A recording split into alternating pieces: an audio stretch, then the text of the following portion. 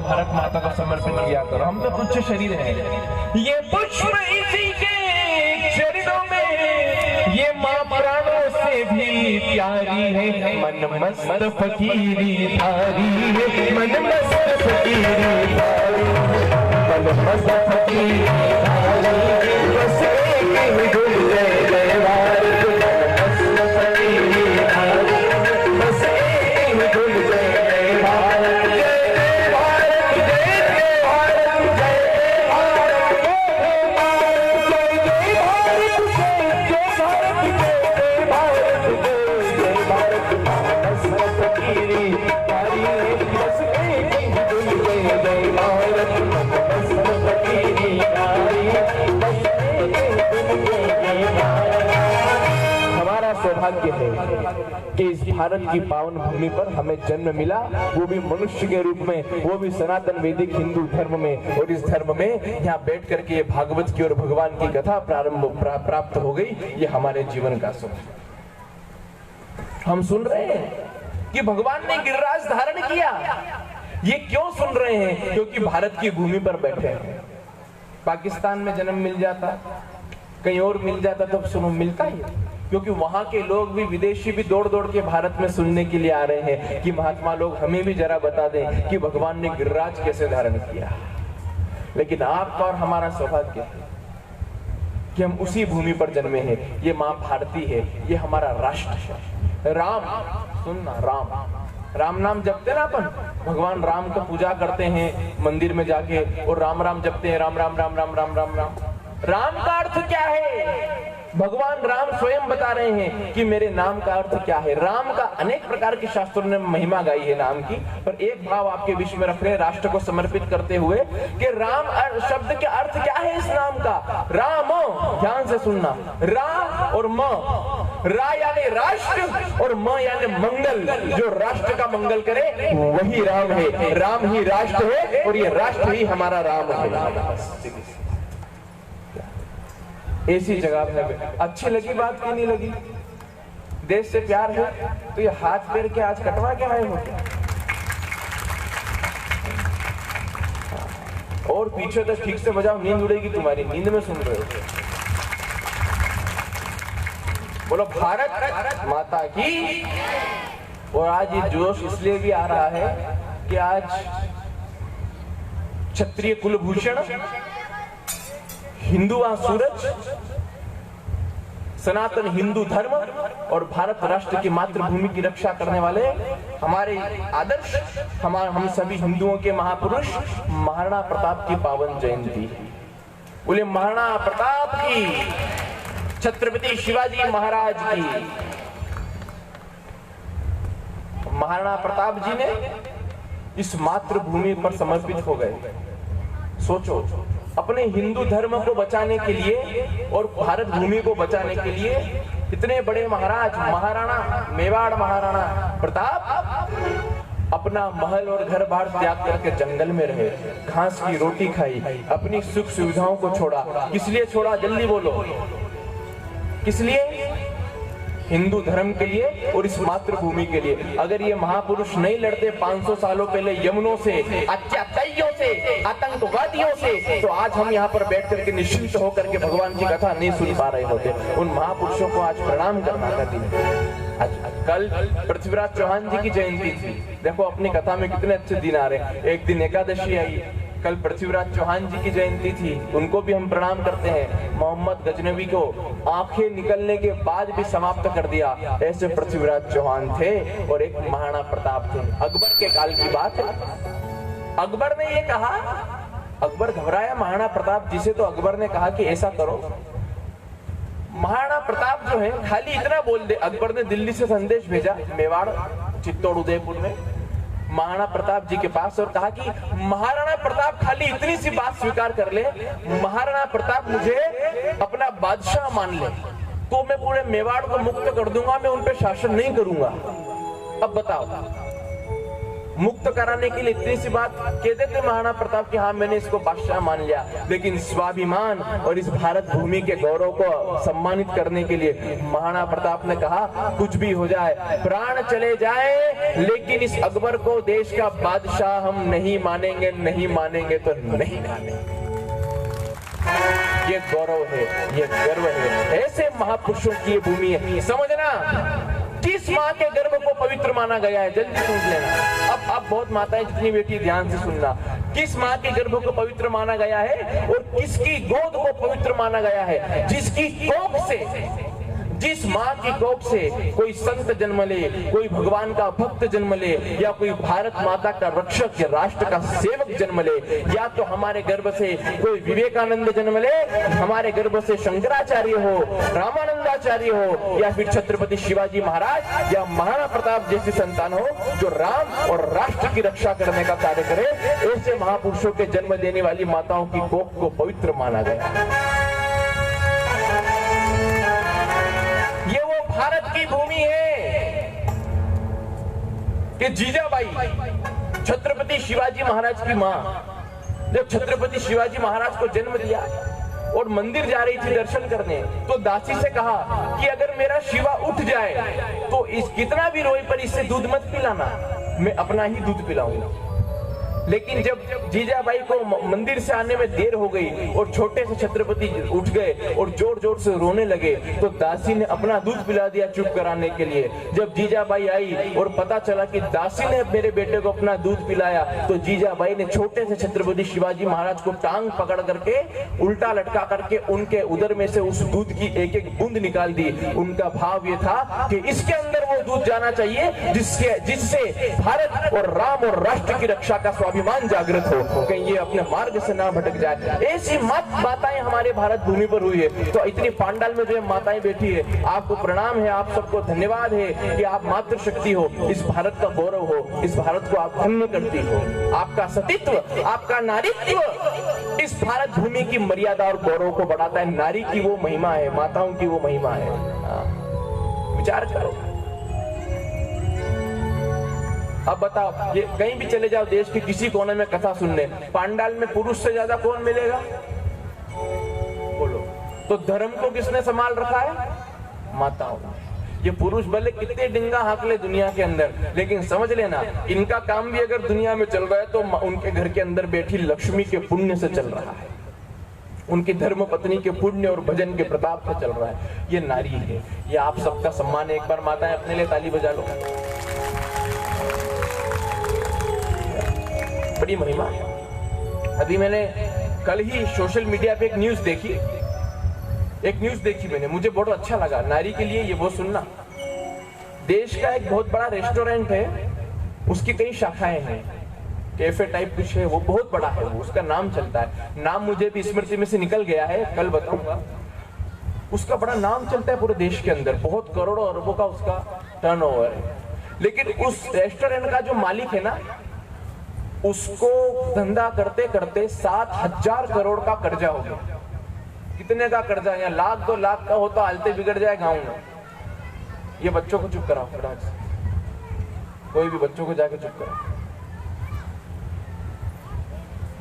पर बताओ, सुनो, यहाँ 1,00,000 2 लाख का किसी के कर्जा हो जाता है तो गांव में चुकाने में हालत बिगड़ जाती है। वो जो रेस्टोरेंट का अभी की घटना है, रेस्टोरेंट का जो मालिक है ना, उसको कितने का कर्जा हुआ पता? 7,000 करोड़ का कर्जा हो गया उसके माथे। किसको कहते 7,000 करोड़?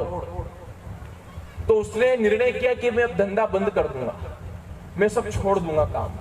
तब उसकी पत्नी ने, उसके घर की लक्ष्मी ने, उसकी पत्नी ने उसके उस काम को संभाला।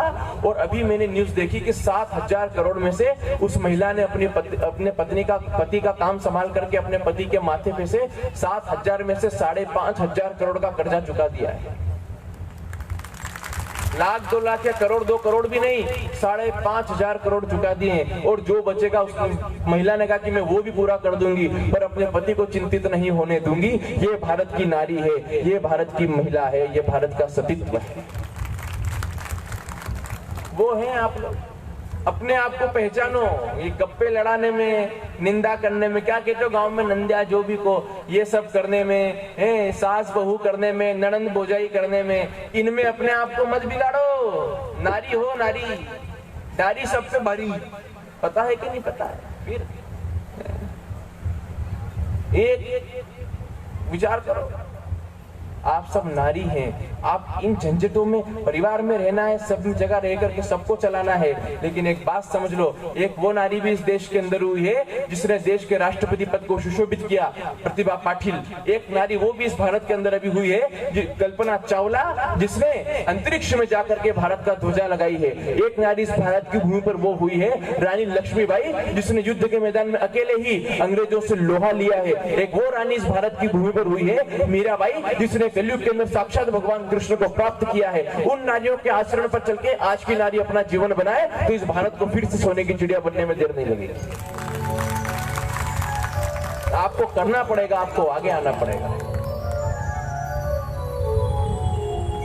मेरा तो ये भी कहना है, जब चुनाव होते हैं ना, चुनाव इलेक्शन कोई सा भी हो, आपकी पंचायत का हो, आपकी विधानसभा का हो, आपके लोकसभा दिल्ली का जो भी चुनाव हो, नारी को घर में नहीं बैठे रहना चाहिए। माताएं सोचती अपने क्या करें, ये डालिएंगे। कई जगह हमने ऐसा देखा है, माताओं को जाकर के अपने मताधिकार का प्रयोग करना चाहिए। आपके मत में बहुत बड़ी शक्ति हो। आप नारी जो है, इस भारत की 50% आबादी है। आप 50%, आपको कोई इग्नोर नहीं कर सकता, समझ लो।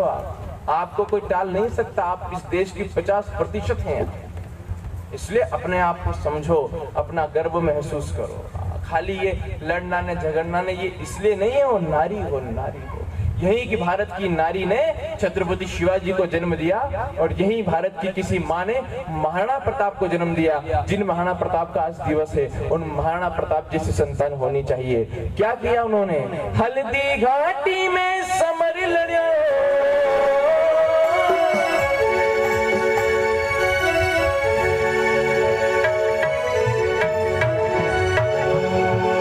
जननी जने तो ऐसा जन के दाता के सो, नहीं तेरी जे बांझड़ी मत गवा देनो। हल्दी घाटी में समर लड़ो, ऊंचे तकरो असवार कटे, नायण थारो कटे तो एक लिंग दीवार कटे, वो महाराणा प्रताप कटे, महाराणा प्रताप कटे।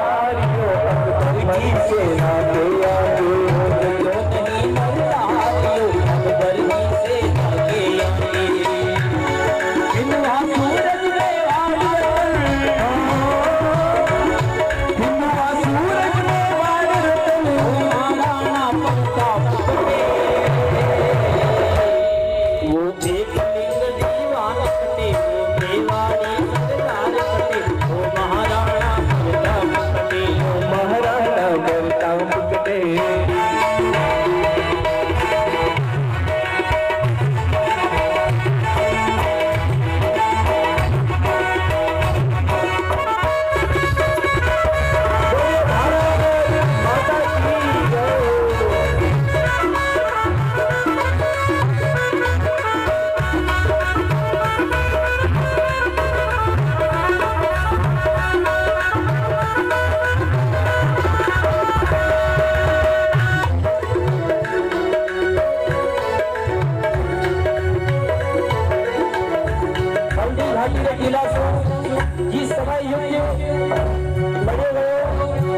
मेरी कल्पना है महाराणा प्रताप और अकबर के बीच जब युद्ध हुआ, स्वयं शिव पार्वती उस युद्ध को देखते हैं।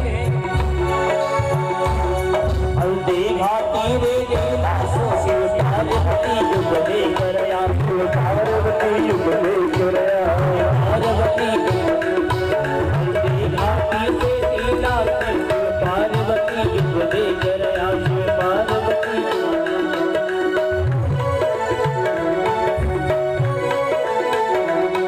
हल्दी घाटी रे लीला से शिव पार्वती युग लेकर आया।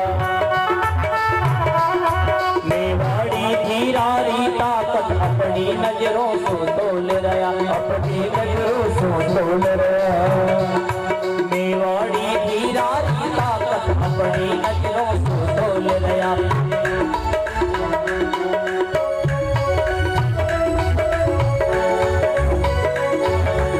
शिवजी सुन पार्वती,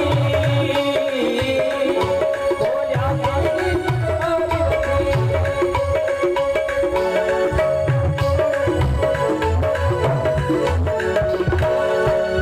अच्छा कर्म करे जग में वो अच्छे जन्म ले नर नारी, अच्छा कर्म करे जग में वो अच्छे जन्म ले नर नारी।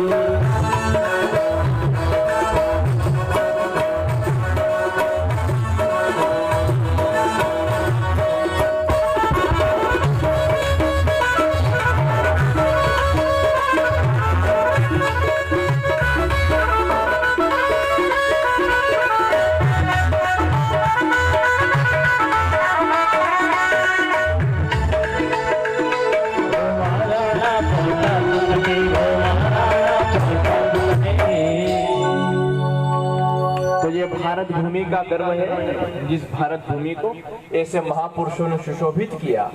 और मातृ शक्तियों को हम वंदन करते हैं कि आप सभी बहुत बड़ी शक्ति हैं देश की। आप लोग ऐसा प्रयास करें कि अपनी संतान के अंदर राम भक्ति और राष्ट्र भक्ति का प्रचार करें, प्रसार करें, विद्यमान करें। तब जाकर के आपकी संतान का भविष्य, आपका भविष्य और इस भारत और हिंदू धर्म का भविष्य भी सुरक्षित रहेगा। ये प्रयास अपने जीवन के अंदर करना प्रारंभ करिए।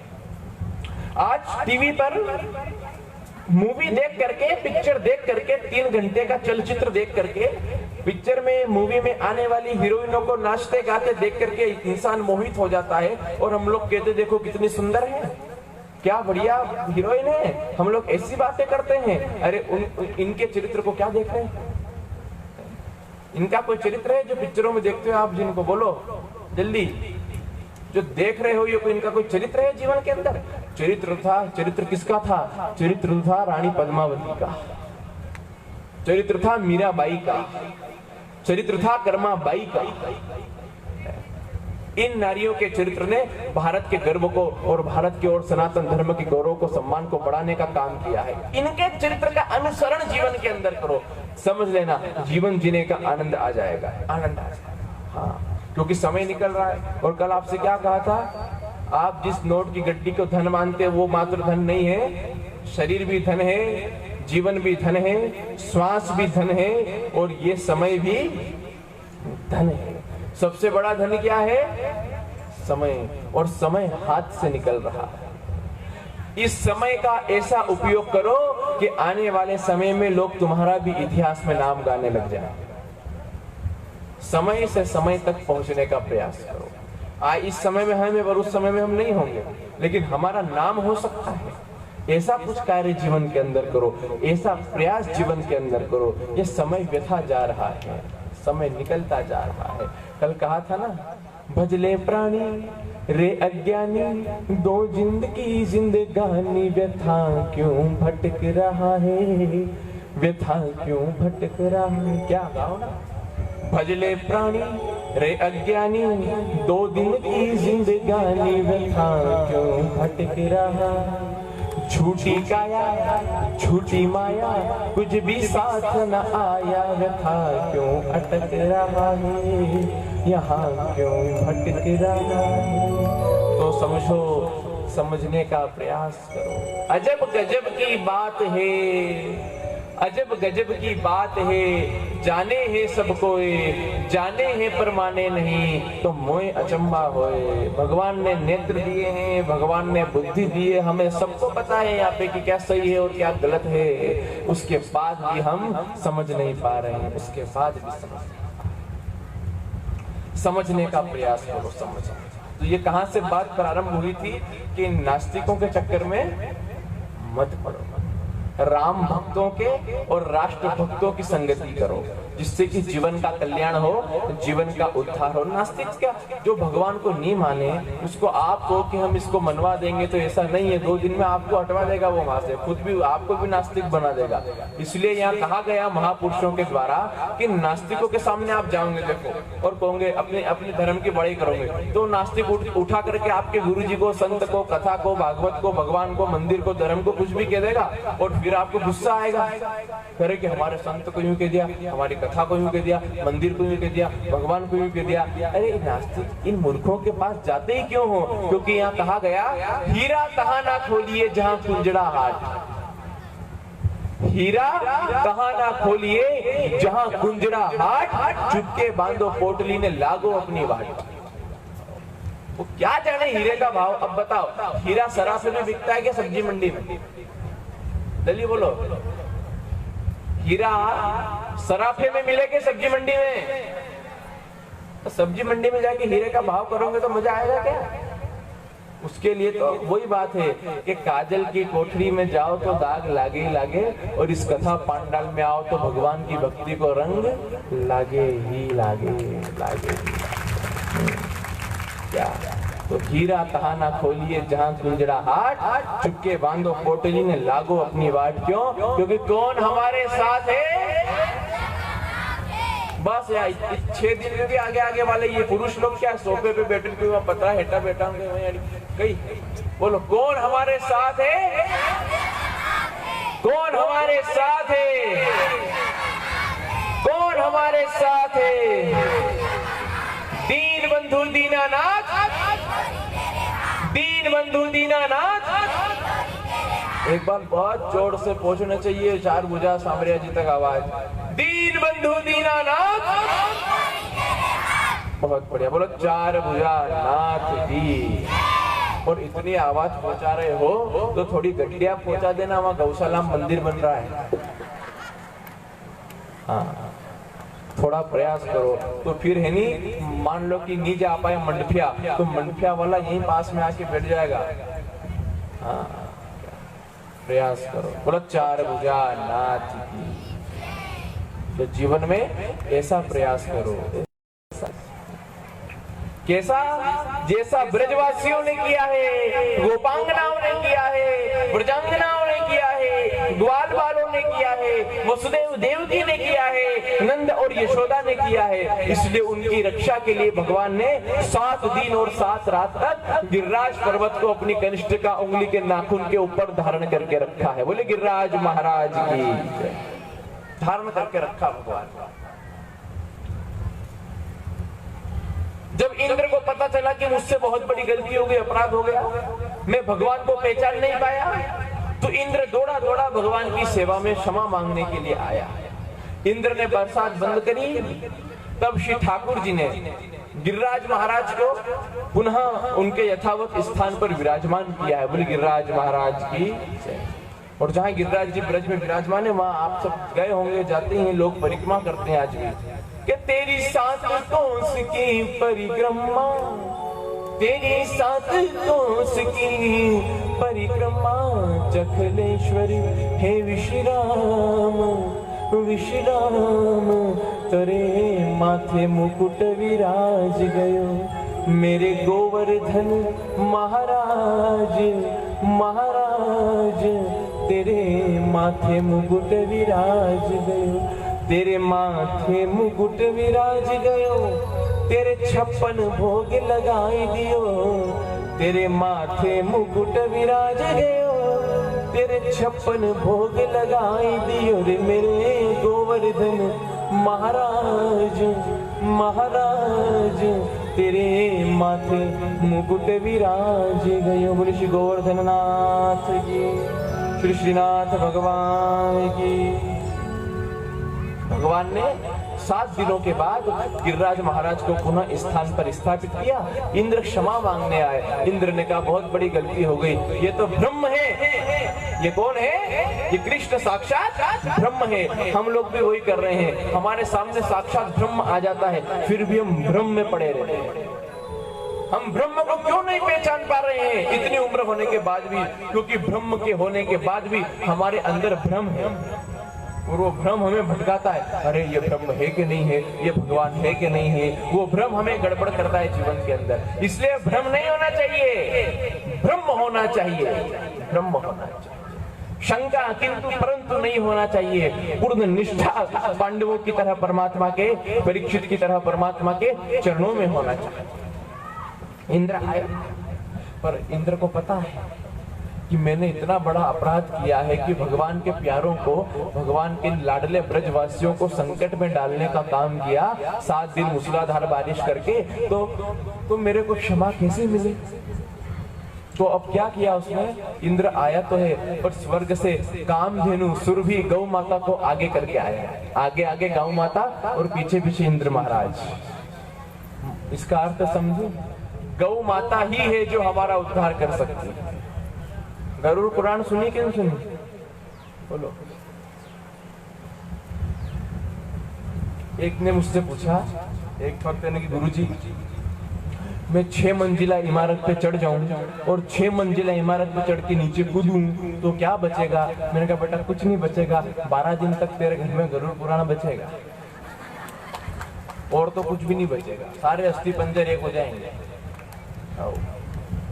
गरुड़ पुराण में भी ये कहा गया है, वो जो बात कही गई ना अपने यहाँ कि गाय की पूंछ पकड़ के वैतरणी करते हैं, गाय की पूंछ पकड़ के वैतरणी देते हैं। आजकल लोगों ने उसको मजाक में ले लगे हैं, गाय की पूंछ पकड़ के वैतरणी तरा रहा, वो ही तारती है क्योंकि वो धर्म की अपनी माँ है। वो गौ माता ने अभी सनातन धर्म को धारण कर रखा है, वो गौ माता की पूंछ पकड़ के वैतरणी तरोगे, इसलिए गाय की सेवा किया करो, गौ की सेवा किया करो, गौ माता की सेवा किया करो। गाय की सेवा की महिमा है। और कौन सी गाय?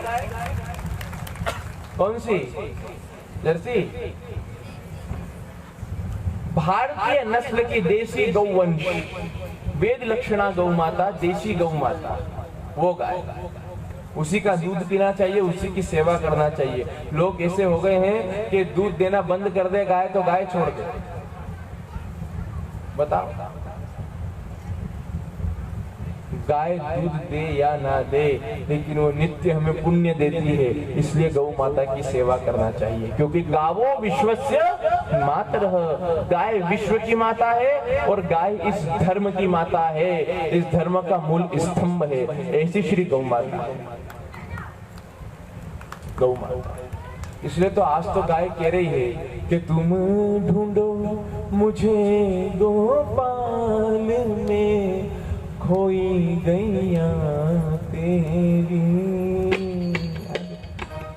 तुम ढूंढो मुझे गोपाल में, खोई गैया तेरी। पता है लोग एक बात कहते हैं कि गुरुदेव हम इतना पूजन पाठ करते, इतने अनुष्ठान करते, इतनी भक्ति करते, इतनी तपस्या करते हैं, फिर भी फल क्यों नहीं मिलता आज के समय में? एकदम कारण क्या है? तो यहाँ ये कहा गया है कि एक समय था जब हिंदुओं की सुबह होती थी ना, मंगला होती थी ना, प्रातः काल होती थी, तो वेद मंत्र के उच्चारण के साथ, गौ माता की सेवा के साथ, गरुड़ घंटे की ध्वनि के साथ, जिससे पुण्य बढ़ता था और किए हुए भजन का फल मिलता था। लेकिन आज समय ये आ गया जब हमारी सुबह होती है, वो सुबह होते होते भूचड़ खानों के अंदर कितनी गौ माता की निर्मम हत्या कर दी जाती है, और जब गाय की चीख निकलती है, वो गाय की चीख निकलने से हमारे सारे फल नष्ट हो जाते हैं। इसलिए उसका पूरा पूरा फल नहीं मिल पाता है, पूरा पूरा फल नहीं मिल पाता है।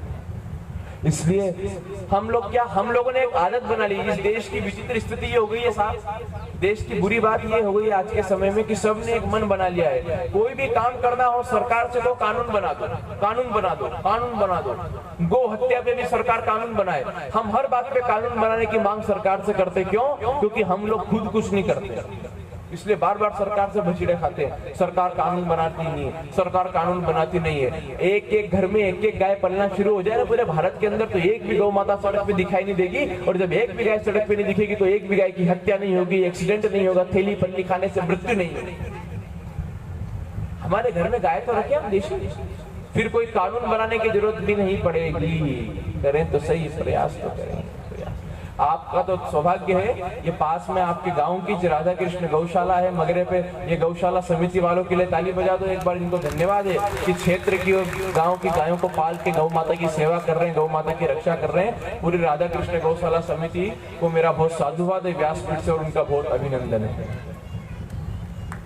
गौ सेवा, क्योंकि इंद्र को भी जब भगवान से क्षमा प्राप्त करनी थी तो इंद्र कामधेनु गाय को आगे करके आया है, और कामधेनु भगवान के ऊपर आकर के खड़ी हो गई, और कामधेनु के स्तनों से अपने आप दुग्ध की धार निकलने लगी, और उस दुग्ध के धार से भगवान का सुंदर अभिषेक गौ माता के दूध से प्रारंभ हुआ है, और भगवान की सुंदर छवि का दर्शन होने लगा है, दिव्य छवि का दर्शन होने लगा है। और भगवान गाय के दूध से स्नान करके मंद मंद मुस्कुराने लगे कि तेरी मंद मंद मुस्कनिया पे, तेरी मंद मंद मुस्कनिया पे बलिहार प्यारे बलिहार सावरे, मंद मुस्कनिया पे, तेरी मंद मंद मुस्कनिया पे बलिहार सावरे, बलिहार सावरे, तेरी मुस्कनिया पे,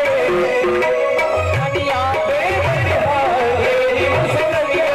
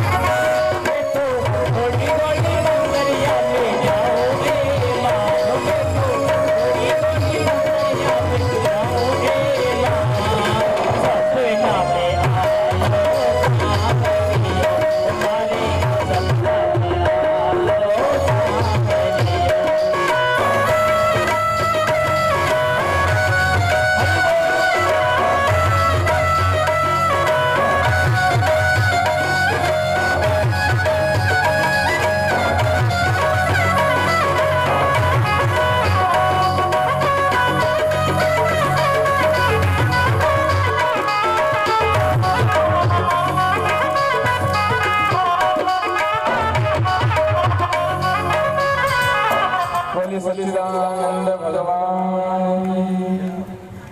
आइए, भीड़ मत करो, गर्मी का असर होता है, स्वास्थ्य पे प्रभाव होता है, चिंता ना करें और अपने अपने स्थान पे ग्रहण के सब लोग एक जगह भीड़ खड़ी मत करो।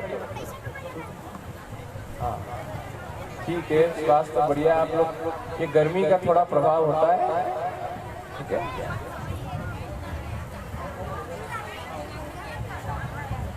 थोड़ा है ना,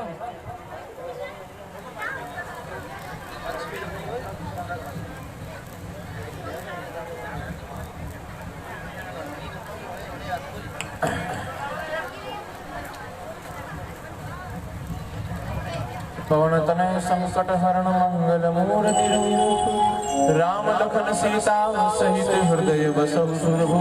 बोले श्री हनुमान जी महाराज की, श्रीमद् भागवत भगवान की। आप लोग पुनः कथा में प्रवेश करें और कथा की ओर ध्यान दें। बैठ जाओ, बैठ जाओ, सबको खड़े होकर के दौड़ने की आवश्यकता नहीं है, अपने स्थान पर बैठे।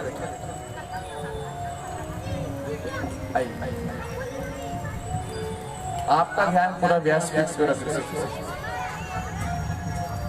भगवान गिरिराज लीला को संपन्न कर रहे हैं और भगवान ने गिरिराज को धारण किया।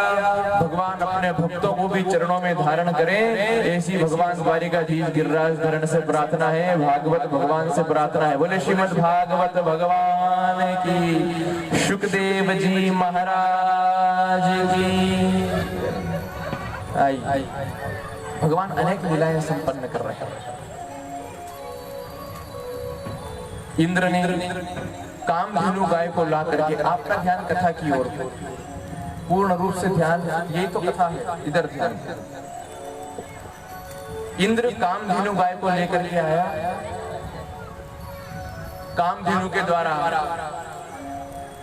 भगवान का अभिषेक हुआ है, भगवान प्रसन्न हुए हैं और भगवान ने इंद्र को क्षमा किया है। बोलिए सच्चिदानंद भगवान की। भगवान ने इंद्र को क्षमा किया। इंद्र भगवान से क्षमा प्राप्त करके पुनः स्वर्ग को लौट जाते हैं। माता कामधेनु भी ठाकुर जी का दुग्धाभिषेक करके पुनः अपने स्थान को प्रस्थान करती है। इसके बाद भगवान आगे की लीलाओं को संपन्न कर रहे हैं।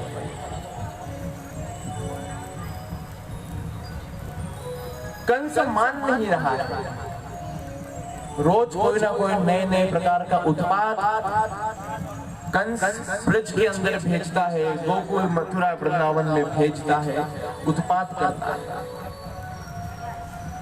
जब किसी प्रकार से कोई बात नहीं बनी, तब एक दिन कंस ने कालिया नाग को भेजा। एक दिन कंस ने कालिया नाग को भेजा। ये जो इधर खड़े साउंड की तरफ, ये क्यों खड़े, आप लोग बैठ जाए ना। ये साउंड तरफ माताएं और भाई लोग जितने खड़े आप लोग बैठ जाओ, सब बैठ जाओ, इधर भीड़ मत करो, सब बैठ जाइए। ये माताएं भी बैठ जाओ, सब बैठ जाओ, इधर कोई खड़ा रहने की आवश्यकता नहीं है आपको, आप बैठ जाइए। आइए, पूरा ध्यान कथा की ओर।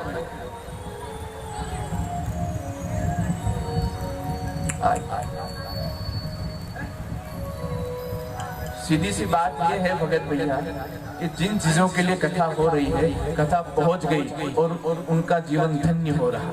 बोले भक्त वत्सल भगवान की।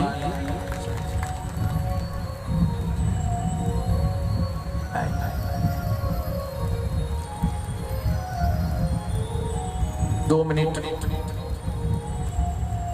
श्री हनुमान जी का स्मरण करके और कथा में प्रवेश करेंगे।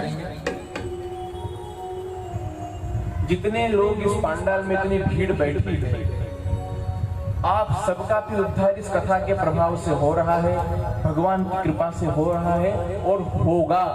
और ये जो पूरा परिवार, जो आयोजक परिवार यहाँ बैठा है, इन्होंने भी जिस निमित्त ये व्यवस्था करी थी, आज प्रत्यक्ष हो गया, कथा पहुंच गई है। बोलिए भक्त वत्सल भगवान की जय जय जय हनुमान।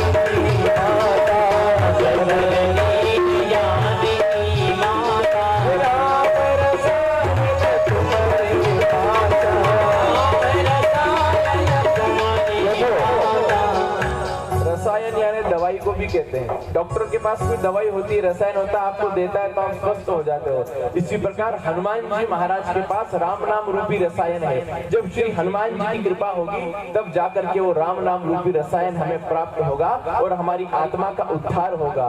तो राम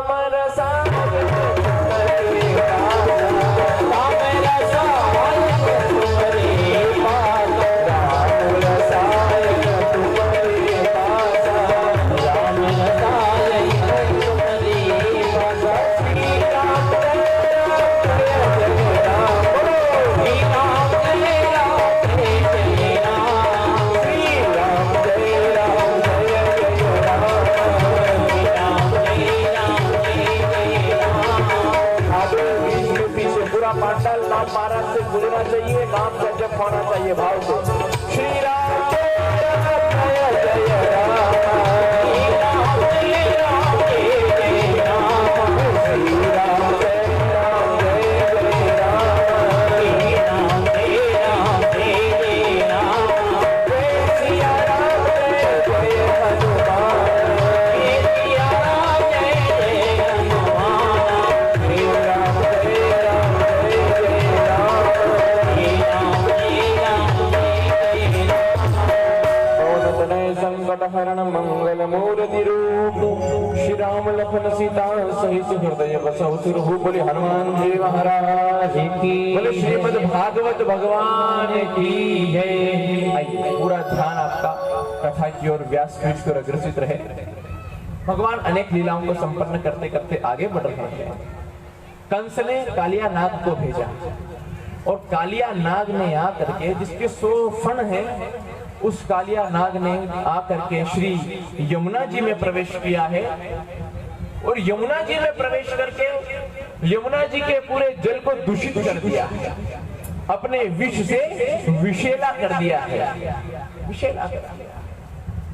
अब अगर कोई गाय बछड़ा या कोई ग्वाल बाल उस यमुना के तट पर जल को ग्रहण करने जाता है तो मृत्यु को प्राप्त हो जाता है। ये बात भगवान तक पहुंची क्योंकि भगवान सर्वत्र अंतर्यामी है, सर्वसमर्थ है। भगवान ने कहा कि अगर मैं कहूंगा कि मैं यमुना में प्रवेश कर रहा हूं तो यशोदा, नंद, ग्वाल बाल गोपी मुझे जाने नहीं देंगे, क्योंकि आज यमुना का जल विषैला हो गया है, उसके अंदर कालिया नाग का वास हो गया। इसलिए भगवान ने एक लीला खेली, एक खेल बनाया। भगवान ने अपने मित्रों से कहा, सुनो भैया, तुम रोज कहीं ना कहीं गेंद खेलने जाते हो, गेंद का खेल खेलते भगवान और उनके मित्र। बोले आज है ना, आज यमुना के तट पे चलते, यमुना के तट। और भगवान श्री दामा, सुमंगल, मधुमंगल, इन सभी अपने प्रिय सखाओं के साथ श्री श्याम सुंदर यमुना महारानी के तट पर पहुंचे और पहुंच करके भगवान और भगवान के सखाओं ने गेंद खेलना प्रारंभ किया। सबका अपना अपना नंबर आया, लेकिन जैसे ही गेंद भगवान के हाथों में आई, भगवान जो चाहते थे वही भगवान ने क्रिया को पूर्ण किया, जिसलिए ग्वाल बालों को खेल के बहाने यमुना के तट पर लेकर के भगवान पधारे थे। भगवान ने देखते ही देखते गेंद को ऐसा घुमा करके फेंका कि गेंद सीधा यमुना जी में जाकर के प्रवेश कर गई। और जैसे गेंद यमुना में जाकर के गिरी तो श्रीदामा जो था ना, श्रीदामा रूठ गया, क्योंकि वो गेंद श्रीदामा की थी। श्रीदामा भगवान से झगड़ा करने लगा। श्रीदामा बोला, लाला मेरी गेंद मुझे लाके वापस दे। भगवान बोले, लाला कहां से लाके दूं तेरे को श्रीदामा, गेंद तो यमुना जी में चली गई और यमुना जी में तो कालिया नाग है, मैं कैसे जाऊं, जबकि जाना है इनको। बातें बनाना कोई हमारे टेढ़ी टांग वाले से सीखा, इनको इनकी लीला पूरी करवानी होती है। तो पहले क्या, जैसे कल आपने सुना था ना, कृष्ण जन्म से पहले वामन अवतार में बलि ने कहा कि मांग लो, तो गए थे तो मांग नहीं, पूरी त्रिलोकी लेने गए थे बलि से वामन के रूप में भगवान, लेकिन जा करके क्या कहते, नहीं नहीं हम तो संतोषी ब्राह्मण हैं, हमको तो कुछ नहीं चाहिए। लेकिन आखिर में मांगा तो 3 पग में तो पूरी त्रिलोकी नाप दी और बचे कुचे में उस बलि को। ऐसे तो ठाकुर हैं, ऐसे तो लीला बिहारी है, ऐसे तो श्री परमात्मा है। भगवान ने कहा, ए श्रीदामा सुन, मैं नहीं जाऊंगा इसके अंदर, अरे नाग है इसके अंदर। अब कौन बताए उनको कि ये तो 100 फण का नाग है, ये जिस पे लेटता है वो सहस्त्र फण के शेष नारायण है, वो शेष नारायण है। और देखो आज बलराम जी को साथ में लेके भगवान नहीं गए, क्योंकि बलराम कौन है, बताओ बलराम जी कौन है, शेष नारायण है। भगवान ने सोचा कि आज खेल खेलने जाऊं और दाऊ दयाल बलराम भैया को साथ में लेकर के चला जाऊं, तो वो जो अंदर है वो इनकी बिरादरी का ही है, ये शेष नारायण है और वो भी कालिया नाग है। तो भैया मुझे परेशान करेंगे, दाऊ कहेंगे कि नहीं नहीं नहीं इसे नहीं मारना, इसे नहीं मारना, तो यमुना को इसके विष से मुक्त कैसे कराऊंगा। तो भगवान दाऊ दयाल को लेकर के नहीं गए, अपने सखाओं के साथ गए और सखाओं के साथ जाकर के भगवान ने खेल खेला और गेंद घुमा करके जब यमुना में फेंकी, श्रीदामा ने झगड़ा किया। श्रीदामा बोला कि मुझे मेरी गेंद चाहिए। भगवान ने कहा, सुन मैं नंद का बेटा हूँ, नंद तुम्हारे राजा है, एक नहीं तेरे को ऐसे अनेक गेंदे ला करके दे दूंगा, तू इसकी जीत क्यों करता है। तो श्रीदामा बोले, नहीं नहीं नहीं नहीं कन्हैया, मेरे को तो ये गेंद चाहिए। तो भगवान ने कहा, अगर ये गेंद चाहिए तो मेरे को यमुना में प्रवेश करना पड़ेगा। तो श्रीदामा बोले, भले जो करना पड़े कर ले, लेकिन मेरे को तो मेरी गेंद ला करके दे दे, मेरे को गेंद चाहिए। अब भगवान ये चाहते थे, भगवान कदम्ब के वृक्ष पे चढ़ गए। आज भी ब्रज में आप जाते हो, आज भी वो कदम्ब का वृक्ष है जिसके ऊपर भगवान चढ़े थे, उसका दर्शन आज भी होता है। भगवान ने कहा, देख मैं चढ़ गया हूं, अच्छा इनको कूदना है, लेकिन बातें बना रहे हैं कि कहीं बाद में यूं नहीं कि आगे रह के चला जाऊं तो यशोदा की डांट खानी पड़े। वो अनंत कोटि ब्रह्मांड नायक जिसकी हल्की सी भ्रकुटी टेढ़ी होती है तो प्रलय आ जाता है, समुद्र कांप उठते हैं, वो अनंत कोटि ब्रह्मांड नायक श्री कृष्ण, वो ब्रह्म यशोदा से भय खाता फिर रहा है। कारण क्या है, प्रेम प्रेम प्रेम, भक्ति, और भक्ति की ही ये शक्ति होती है, भक्ति में अनंत शक्ति होती है। भगवान चढ़ गए कदम्ब के वृक्ष के ऊपर और कहा, देख रहे मैं चढ़ गया हूं। तो बोले बहुत अच्छी बात है, बोले मैं कूद जाऊंगा,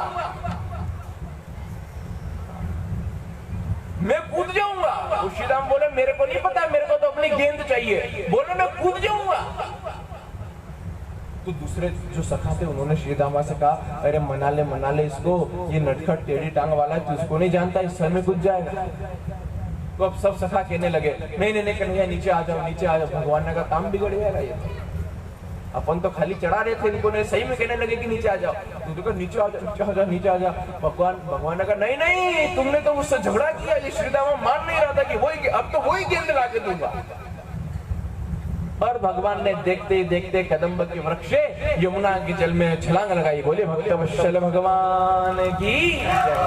भगवान कूद पड़े यमुना के अंदर और अंदर प्रवेश किया है। यमुना के जल में कालिया नाग है, कालिया नाग अपनी नींद में मस्त है, निंद्रा में। कालिया नाग की जो धर्मपत्नी है वो दोनों उसकी सेवा में उपस्थित थी। उन्होंने जब भगवान को आते हुए देखा, देखो कालिया नाग तो भगवान से युद्ध करेगा, लेकिन कालिया नाग की जो पत्नियां थी ना सेवा में, उन्होंने भगवान को देख करके भगवान को प्रणाम किया है। यही नारी की मर्यादा है, यही महिलाओं का सम्मान है। बोलो, आपको एक दिन बताया था ना कि रावण, हिरण्याकश्यप, कंस ये इतने बड़े क्यों हो गए कि देवताओं के भी माथे के ऊपर जा करके बैठ गए। क्यों? क्योंकि ये भले दुष्ट थे, ये भले ही राक्षस थे, लेकिन इनके घर में सतियां थी, उनका प्रभाव था, उनके सतीत्व का प्रभाव था। देखो उन दोनों पत्नियों ने कालिया नाग की भगवान को प्रणाम किया, भगवान का स्वागत किया। भगवान ने पूछा, किधर है तुम्हारे पतिदेव? बोले वो नींद निकाल रहे, निंद्रा में।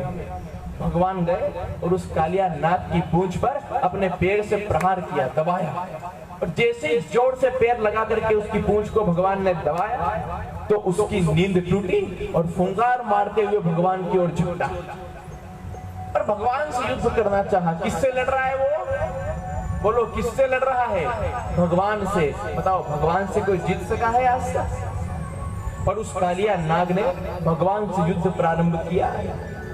लड़ते लड़ते कालिया नाग ने भगवान को अपनी पूंछ से